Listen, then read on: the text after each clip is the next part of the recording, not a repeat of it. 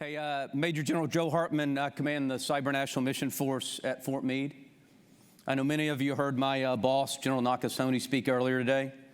Hey, I want to say there's nothing like following your boss and being the last thing between the crowd and dinner. And just like Dr. Owens, I did see him setting up liquor out on the patio. Hey, spoiler alert.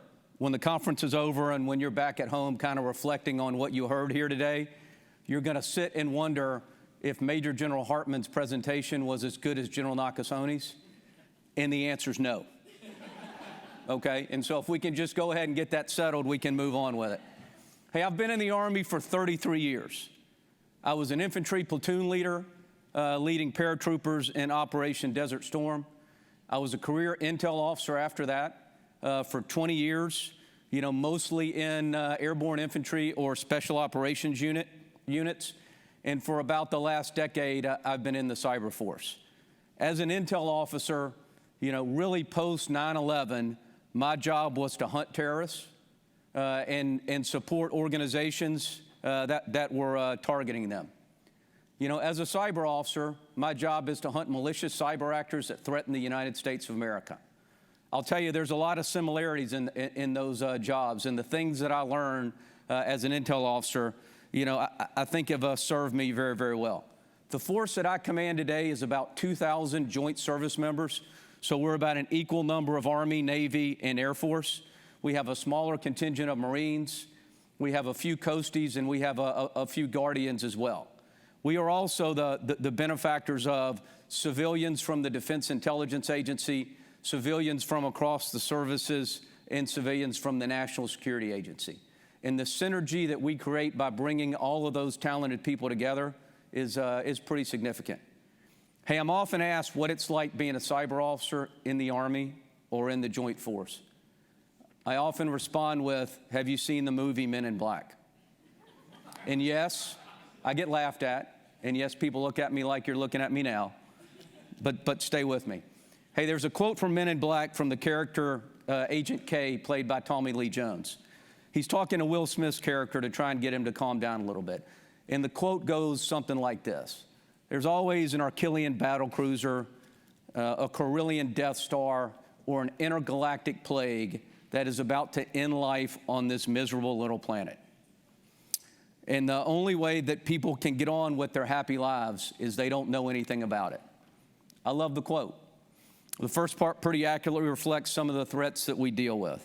We're a connected society, we have a huge attack surface, and we have skilled and dedicated nation-state actors, cyber criminals, hacktivists, lone wolves, who are attacking us on a daily basis.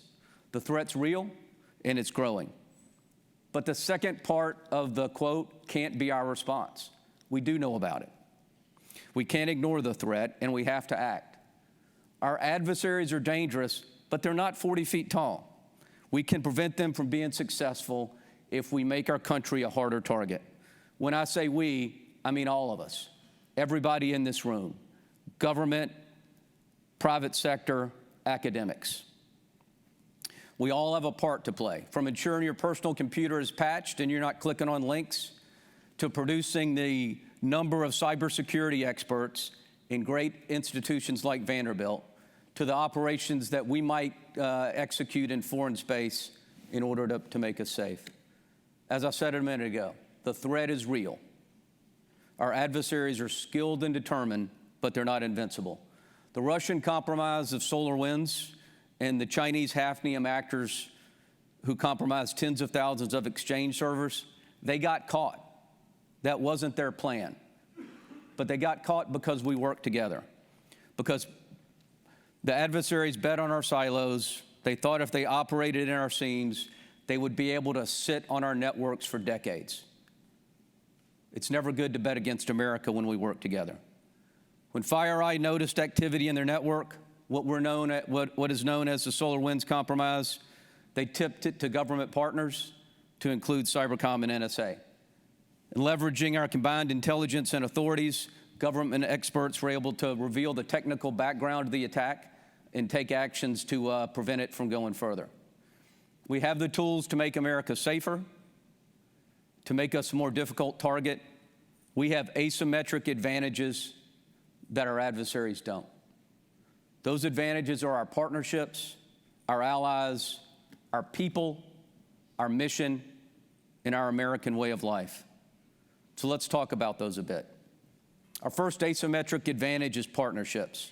I know that General Nakasone spoke earlier today about his role as both the director of NSA and the commander of Cybercom, and the speed, agility, and unity of effort that allows him to act with.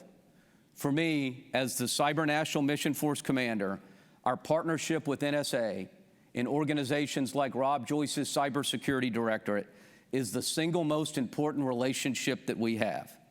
Our ability to access expertise in intelligence resident across the cryptologic platform and use it to drive our operations in foreign space is the secret sauce that makes the Cyber National Mission Force work. We partner with the National Security Agency to generate insight into what our adversaries are doing in foreign space that threaten our country, and then we utilize our DoD authorities in order to execute operations. Our Hunt Forward operations are a great example of this.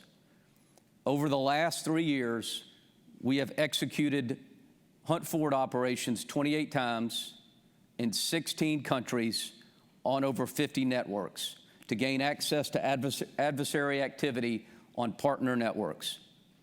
This sounds like a fairly simple operation, just rolls off the tongue, right? Hunt Forward. But I think it's important to expound a little bit on what a Hunt Forward looks like on the ground, halfway around the world, in places that face many threats, not just from cyber. We normally put a relatively junior officer on a plane. Katrina, raise your hand. We don't put Katrina on a plane, but it's generally a major or lieutenant commander. You know, they've been in the service about 10 years, which is about how long Katrina has been in. We send them to a foreign country with a dozen of their closest friends in the middle of a global pandemic with the task of convincing a partner to let us put sensors on your network. You probably can appreciate this sometimes can be a challenging proposition, greeted with, "You want to do what?" Then translated into English saying, "You want to do what?" But surprisingly, we usually get to yes, to include during our most recent missions in the Ukraine and in Lithuania. Hunt operations driven by NSA intelligence that having key partners that invite us to hunt on their network, it's a key asymmetric advantage that our adversaries don't have. We get to find our adversaries in foreign space before they're able to come to America and compromise our network. And while we do that, we get to make our partners and allies safer.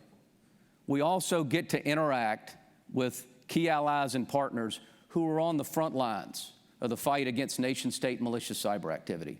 These missions make us all better. It's been said that the best offense is a good defense.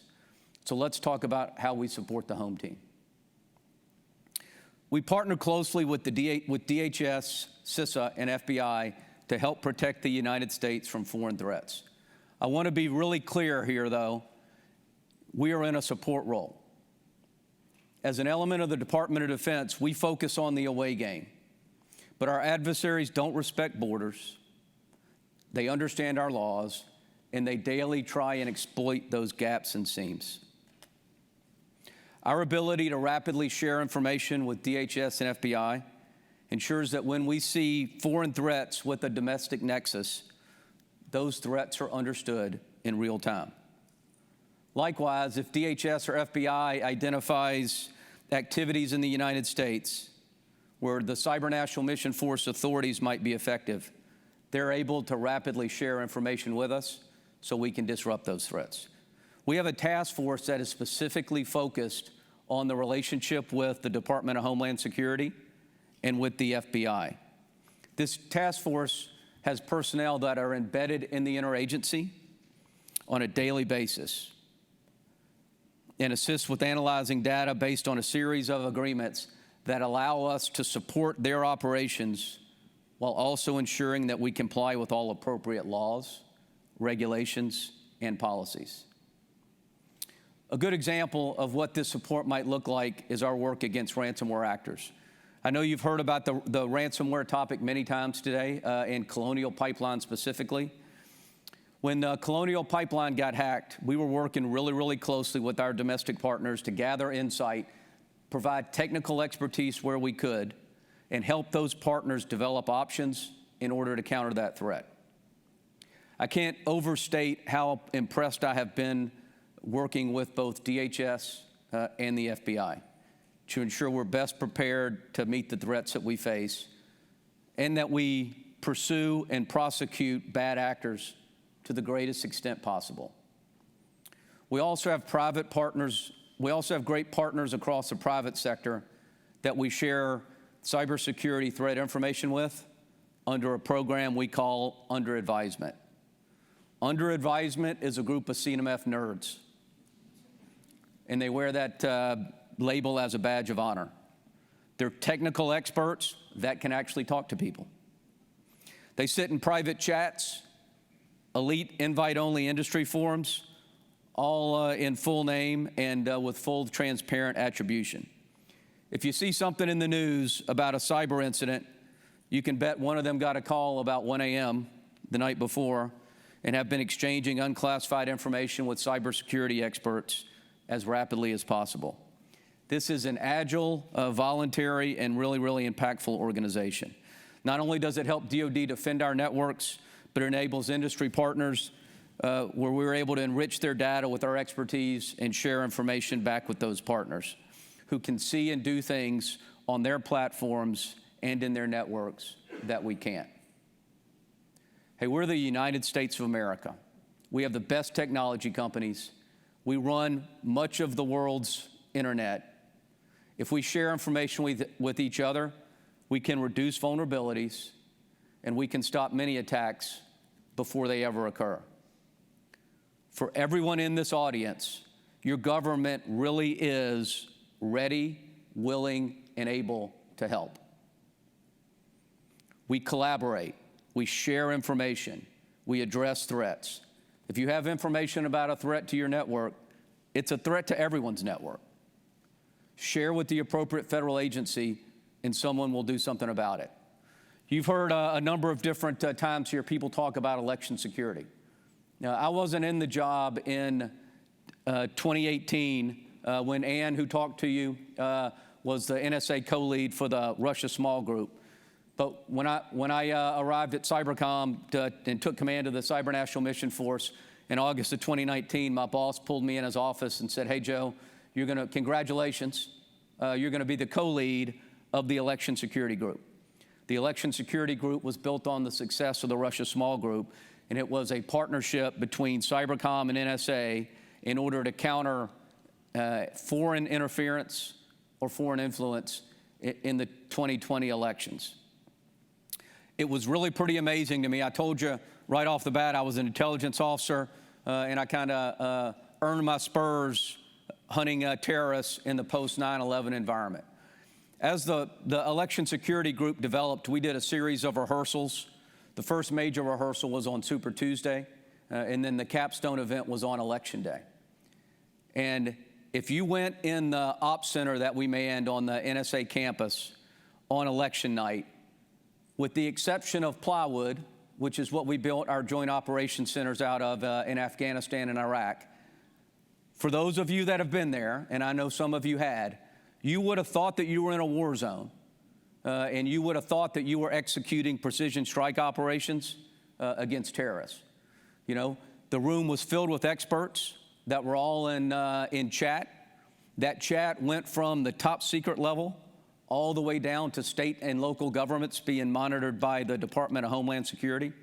And if anywhere in our country, there was anomalous activity that was noticed, it was immediately tipped to DHS, then to Cybercom, NSA, and the other interagency partners who did everything they could to confirm or deny whether it was anomalous traffic, whether it was potentially an adversary, and if we needed to do anything about it. For all of the problems that we might have across the government, I'll tell you the election security collaboration was really, really impressive, and I've seen pretty impressive collaboration across the department before. We also all benefit from the great work being done in many of our academic institutions, like here at Vanderbilt and in many of our think tanks. Again, in my role as the election security lead, we were able to significantly partner really to defend against foreign influence and interference. We worked with a number of partners like MIT Lincoln Labs and Johns Hopkins Advanced Physics Lab, who are really doing amazing work in automating how we track foreign nodes of influence and really developing cutting-edge tools to disrupt that. We work with partners like the Stanford Internet Observatory, the Clemson Social Media Listening Center, and the Hamilton 68 Project to really understand the foreign influence online, particularly with the use of bots and trolls in both 2016 and 2018.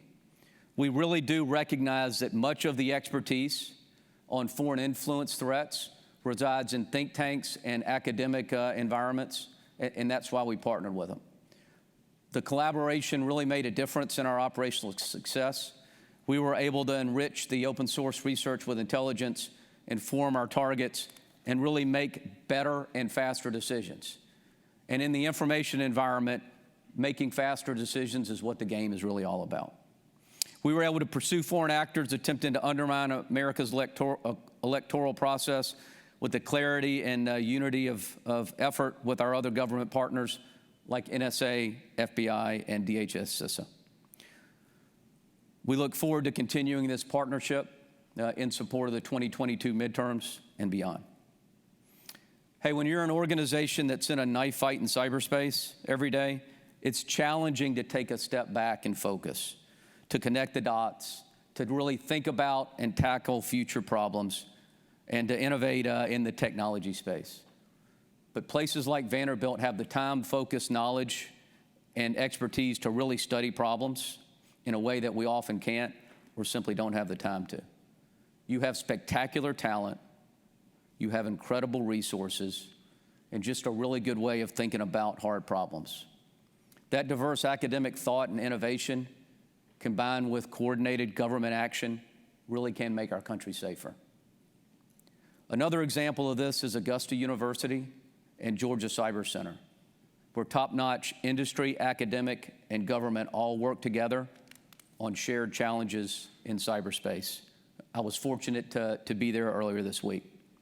The National Cyber Range Complex is a secure, closed-loop system that allows everything from mission rehearsals to testing new technologies for the cyber force, and it's hosted down at the Georgia Cyber Center that's really run by Augusta University.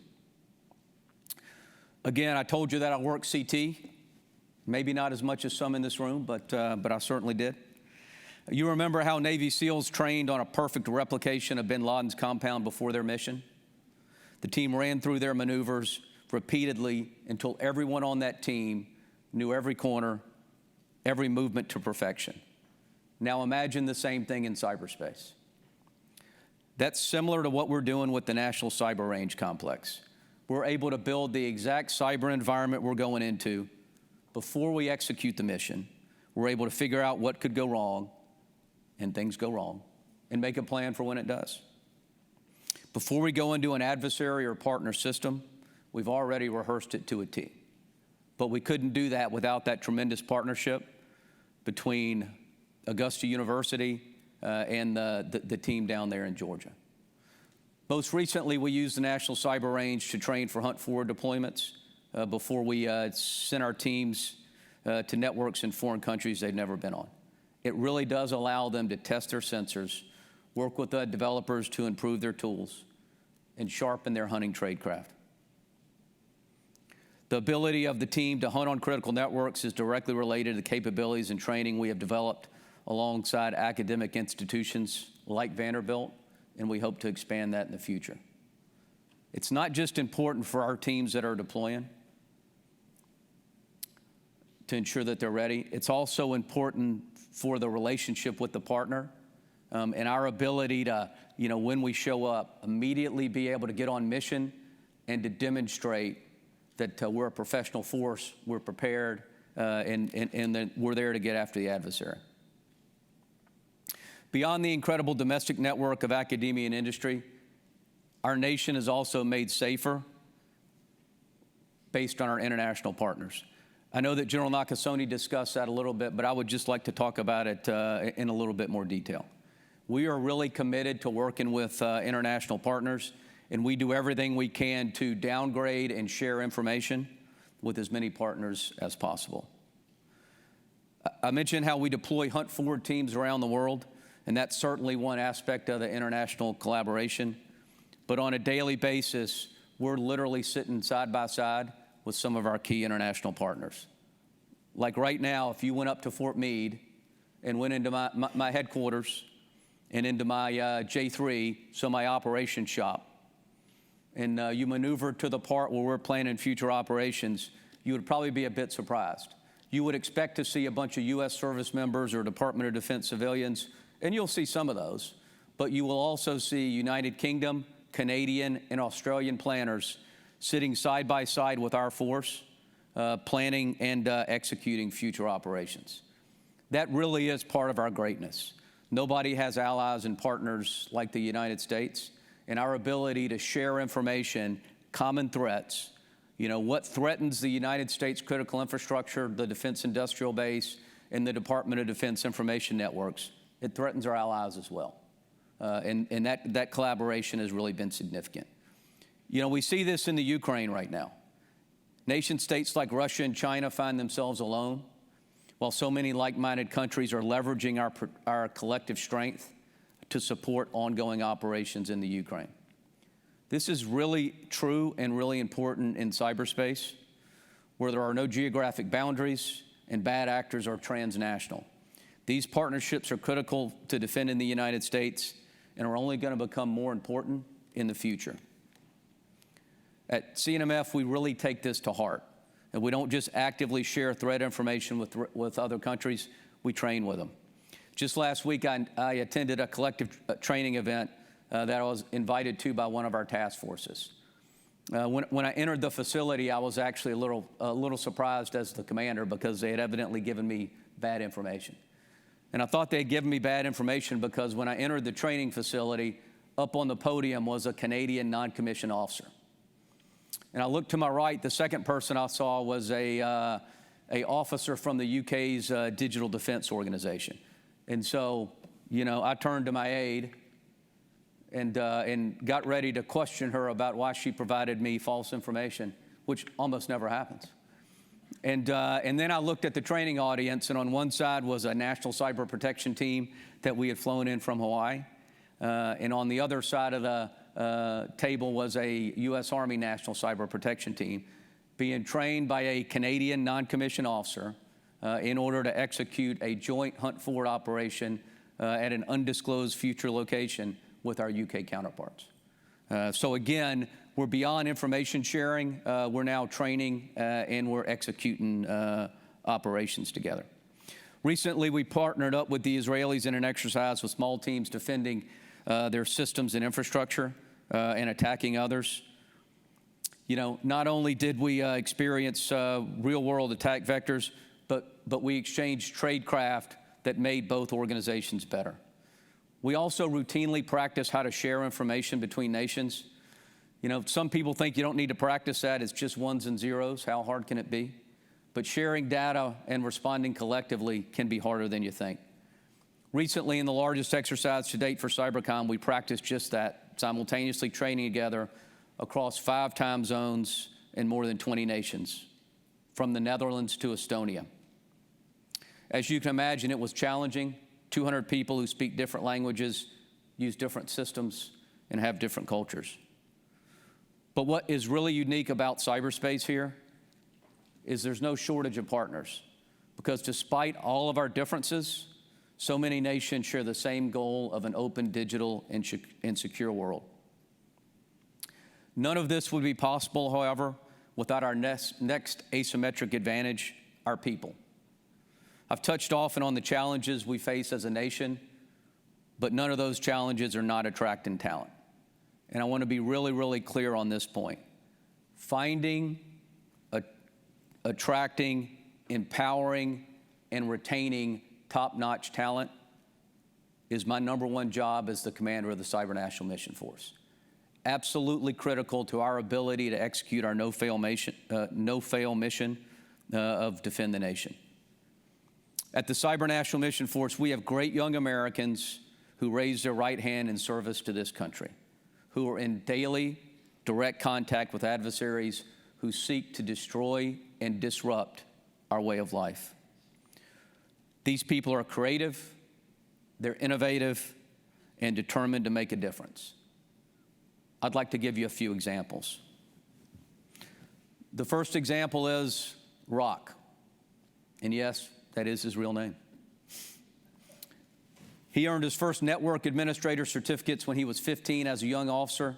He stood up our first Joint Operations Center that's now changed the game in how we execute operations against the adversary. Rock now has a PhD in computer science, and he commands one of our task forces, disrupting nation-state actors who spy, steal, and attempt to subvert the policies of the United States of America. Oh yeah, he's also Ranger qualified and a combat veteran. The second example is Lexi. Lexi was studying international relations in Israel when she realized that following the money could lead you to the bad guys.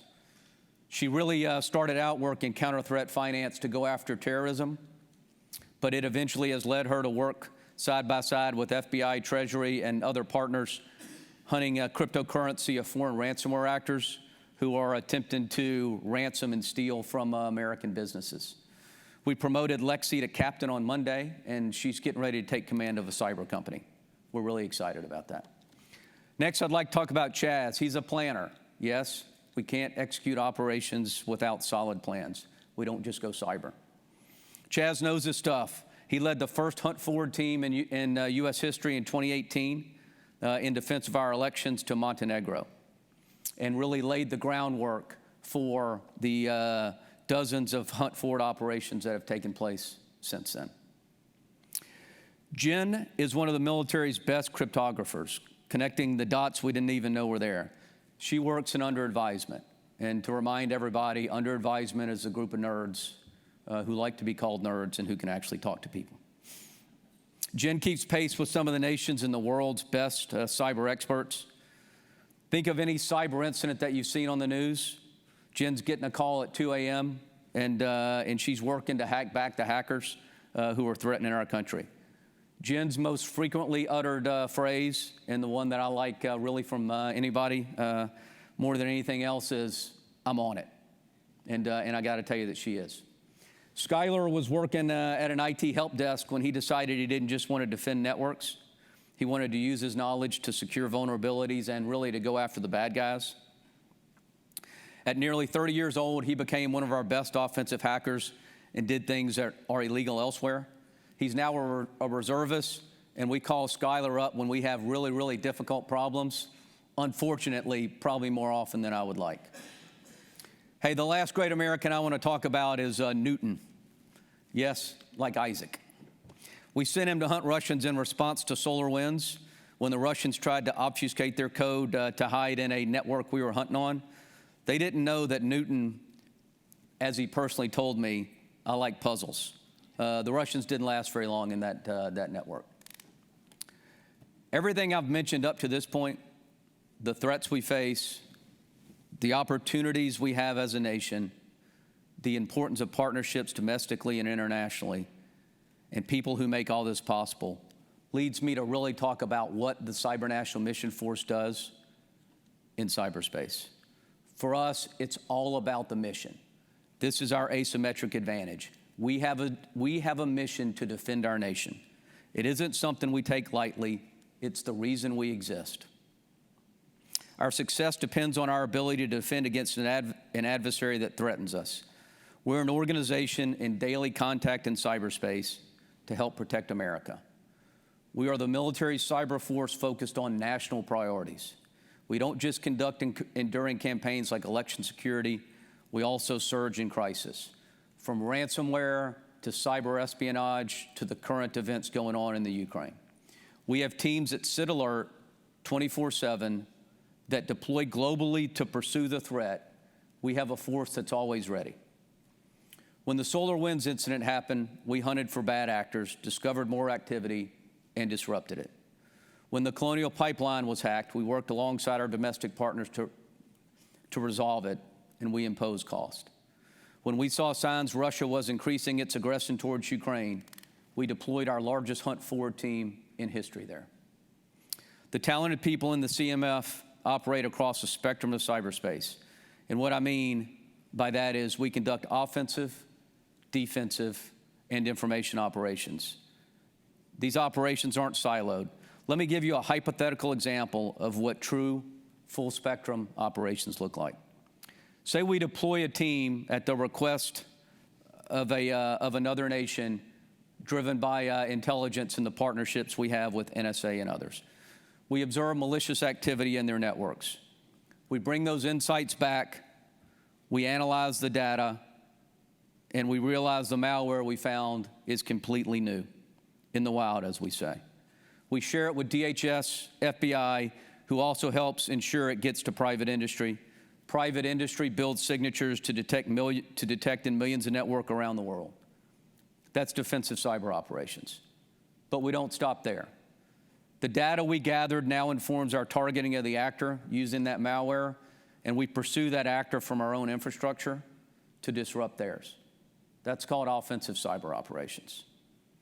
And we know this particular advanced persistent threat is vulnerable to public exposure, so we dump all their internal data on a hacker forum with a warning courtesy of the United States. That's information operations. At the Cyber National Mission Force, we do everything we can to disrupt, degrade, and destroy malicious cyber actors' ability and capacity to harm the United States of America and its interests, whether it's by bolstering our defenses at home or pursuing the actor abroad.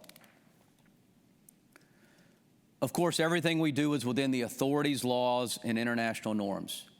I think it's important here to note the role that CNMF plays in the larger strategic environment and as an operational arm of Cybercom.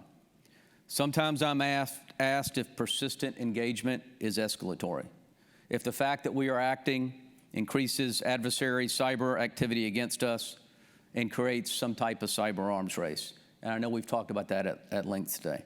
I'll tell you from my experience, that's not the case. In fact, there's compelling evidence that the U.S. proactive approach has helped shift the paradigm to a more defended nation. First, our adversaries were taking advantage of us in cyberspace regardless, and would have continued to do so with impunity if we haven't shifted to a proactive approach. We cannot just sit and wait for them to come at us, but instead pursue adversaries at a place and time of our choosing. Second, there is risk in doing nothing. It's easy to see the risk and impacts of action, but let's not forget the enormous dangers of inaction. I once got questioned fairly deliberately about targeting ransomware actors. And the questioner simply was implying because we're targeting ransomware actors, they were executing ransomware attacks. I really explained to him that the title ransomware actor was fairly descriptive in what that actor was doing. And we weren't causing a reaction. They did it before we went after them, and they're going to continue to do them because they are, in fact, ransomware actors. They don't have another job, right? It's sort of what they do. Today, we're more resilient and ready than we've ever been, and it's not just because of the persistent engagement strategy. It's because folks like those represented in the audience from industry, academic, government, and private sectors are really making us more of a difficult target. Hey, the work's not done. It's honestly never going to be. That's the fascinating challenge that we face here in cyberspace. There's no ensured and total dominance, but instead, said a little bit different way, but to reinforce what my boss said, it's a constant evolving cycle of offense and defense, of preparation and of action. For all of those here, I can't emphasize enough, while the threat's real, we're not helpless. We have to work together to get after the problems of the present and the challenges of the future. I mentioned earlier how partnerships, people, and mission are our asymmetric advantage in cyberspace. And another one is our American values, like democracy, rule of law, and freedom of speech. We are fighting for our digital freedom, for international norms that empower diversity, balance, and human rights. Our adversaries are terrified of a free, fair, and open system for the world because it subverts their objectives for control and chaos. There is still much to do, but this is where we can press our advantage. So let's keep them scared. Don't give up our opportunity in this digital era to work together and make a difference for our nation, for our people, and for our shared way of life. We really hope that the Cyber National Mission Force can work with everybody here, everybody across government, everybody across the private sector and academia to really be as impactful as we can as part of this effort. I want to thank Brett for inviting me to speak here today, and the wonderful folks at Vanderbilt that have put together this fantastic venue, and I appreciate y'all listening to me as the last thing between you and dinner and drinks. So with that, Dr. Owen, that completes my remarks.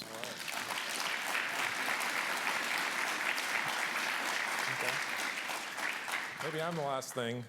Maybe I'm the last thing between them and dinner. Okay. We have some time for. I will gladly give you that responsibility.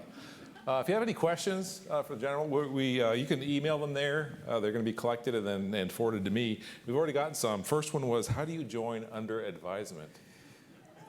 So if you will send, just send me an email. Yeah. And I know that my public affairs officer is not going to like this.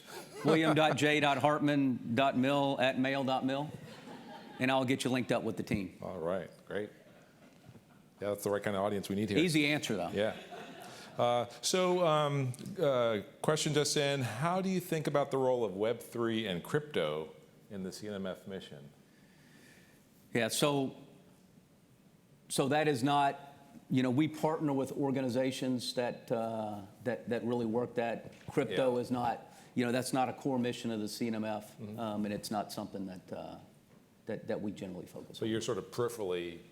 So we're peripherally connected to the organizations that deal with it. Okay, great. Let's see.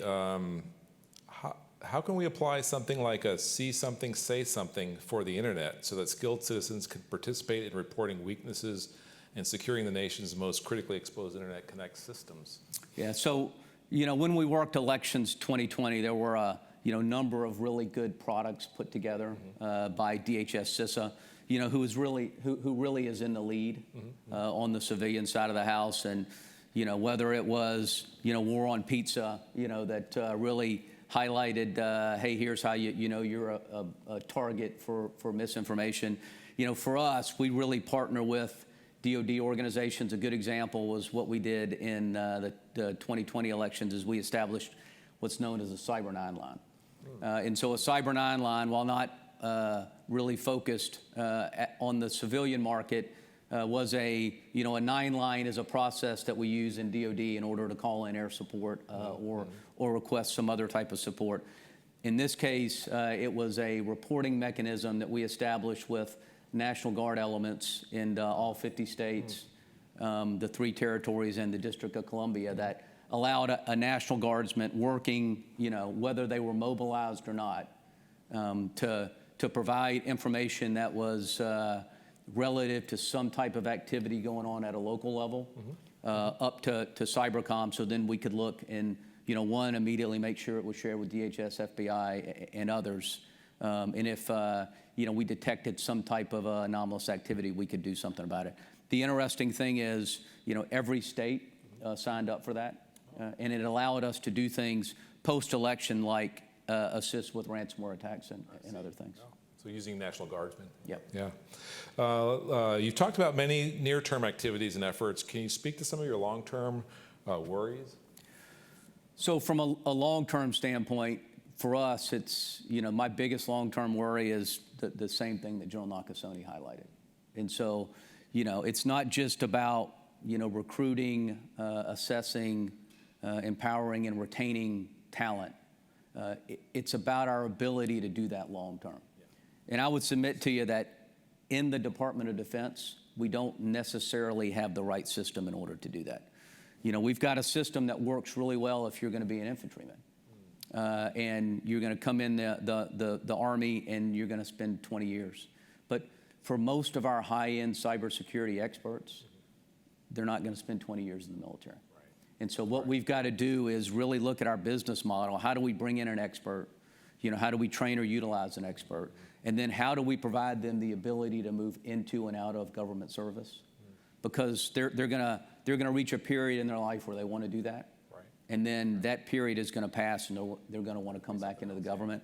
And unless we're able to really generate a more agile system, it's going to be almost impossible to maintain the kind of talent we need. What role could academia play in that, or what are your needs from academia anyway? So I do think academia can help us study the problem. You know, right now, when we study the problem internal to the department, I think that we have a bias to look at what we've done in the past, and I think academia can help us look at what might be a better model in the future. You can see in the talent development also as giving different ideas to young people about how they're going to develop. Yeah. Let's see. You sort of answered this. General Nakasone talked about what kept him up at night. So not to go against your boss, but what keeps you up at night? Yeah. So it's really the same issue. It's the talent problem. You know, we continue to grow the cyber force each year. General Nakasone highlighted we're going to grow 14 more teams. And so it's great to be in a growth industry, but we've got to generate the right level of talent in order to create the types of teams that the nation needs. And to do that, we're going to have to come up with some more creative models. We'll have to work on that too, yeah. Last question here I'll ask, have you noticed a reduction in the frequency or severity of ransomware and other such attacks since the U.S. stepped up its offensive responses to these?